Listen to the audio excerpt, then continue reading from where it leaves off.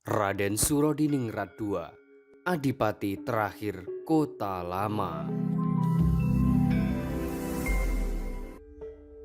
Raden Surodiningrat II merupakan putra dari Raden Surodiningrat I. Ia merupakan Adipati terakhir Ponorogo Kota Lama atau yang ke-13 Kadipaten Kota Lama.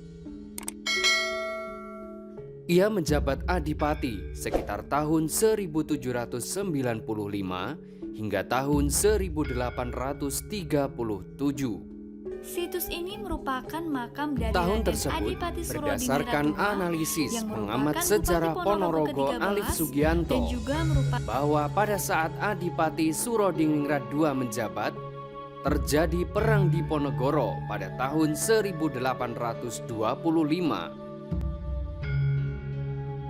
Pada saat meletusnya perang di Ponorogo, Pangeran Diponegoro bergerilya ke daerah-daerah bersama panglimanya yang berasal dari Madiun bernama Setot Alibasa Prawirodirjo, seorang pemuda yang berusia 18 tahun sebagai jenderal gerilya melawan penjajahan Belanda. Nama Gondoloyo berasal dari sebuah cerita seorang Pangeran putri Diponegoro dari Keraton Surakarta seusai dari yang Madiun mencari saudaranya melanjutkan hingga perjalanan tersesat di menuju Kalimantan ke Timur. daerah selatan, tepatnya di Kabupaten Polorejo. Di mana Kabupaten Polorejo saat itu dipimpin oleh Adipati Brotonegoro, yakni adik dari Raden Surodiningrat II.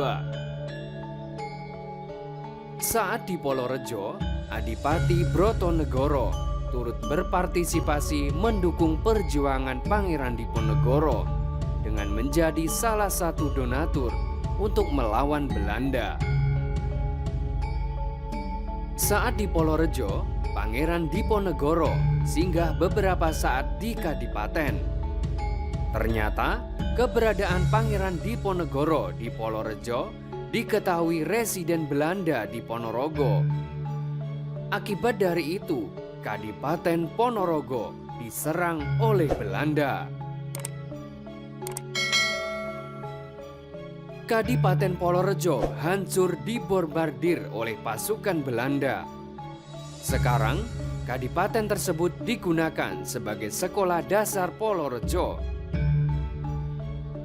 Masih terdapat peninggalan bangunan kadipaten berupa ris yang membentang di lapangan sekolah. Beruntung, Adipati Brotonegoro beserta Pangeran Diponegoro dapat menyelamatkan diri dengan mengendarai kuda terlebih dahulu sebelum Belanda menghancurkan kadipaten tersebut.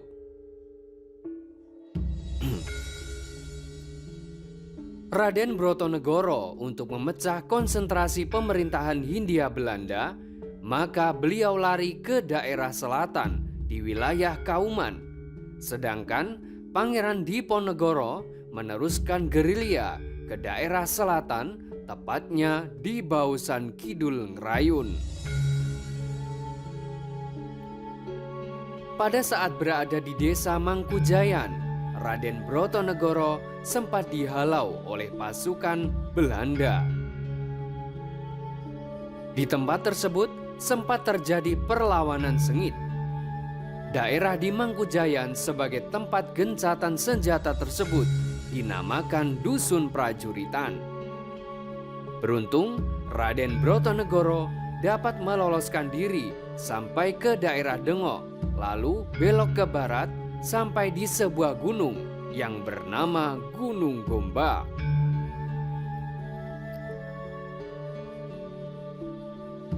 Adipati Brotonegoro saat berada di Gunung Gombak dengan mengendarai kudanya, ia tertembak dan meninggal dunia oleh Belanda dan dimakamkan di atas Gunung Gombak. Mengetahui bahwa Adipati Brotonegoro telah wafat, maka pihak Belanda melarang masyarakat untuk naik ke atas Gunung Gombak. Larangan tersebut apabila dilanggar oleh masyarakat, maka akan memperoleh konsekuensi hukuman dari pihak Belanda. Larangan tersebut sebagai upaya Belanda menutup kondisi Adipati Brotonegoro yang telah wafat guna agar tidak memicu kemarahan rakyat. Tempat di mana desa Gunung Gombak berada kemudian dinamakan Desa Larangan yang masuk di wilayah Kecamatan Kauman. Sementara Ponorogo Kota Lama kondisinya relatif lebih aman dibandingkan dengan Kadipaten Polorejo. Hal tersebut dikarenakan pemerintahan Raden Surodiningrat II lebih kooperatif dengan pemerintahan Belanda. Berbeda dengan Kadipaten Polorejo yang turut menentang pemerintahan Hindia Belanda, maka Kadipaten di bumi hanguskan karena tidak menurut pemerintahan Hindia Belanda dan mendukung perjuangan Pangeran Diponegoro. Hancurnya Kadipaten Polorejo ini ternyata juga berdampak pada pemerintahan Ponorogo Kota Lama. Seiring dengan hangusnya Kabupaten Polorejo, Kadipaten Kota Lama juga menjadi pusat pemerintahan terakhir sebelum Kadipaten Polorejo dan Kadipaten Kota Lama di-merger menjadi satu pemerintahan baru yang berpindah pusat kekuasaan di Kota Tengah atau sekarang ini. Jadi, Kadipaten Ponorogo Kota Lama terakhir dipimpin oleh Adipati Surodiningrat II. Adipati Surodiningrat II telah menikah selama 6 kali. Dari istri pertama yang berasal dari Kadilungu memiliki 3 putra yang bernama Raden Ngabei Brotonegoro, Panji Notowijoyo, dan Raden Ayu Wonoprawirarejo. Istri kedua dari Surakarta memiliki 4 anak, yakni Surodiningrat III menjadi Adipati Magetan, Martahadinegoro Adipati Ponorogo Kota Baru, Sosrokusumo, dan Sumo Diwiryo. Istri ketiga bernama Ismawati memiliki 1 anak yang bernama Panji Suroloyo.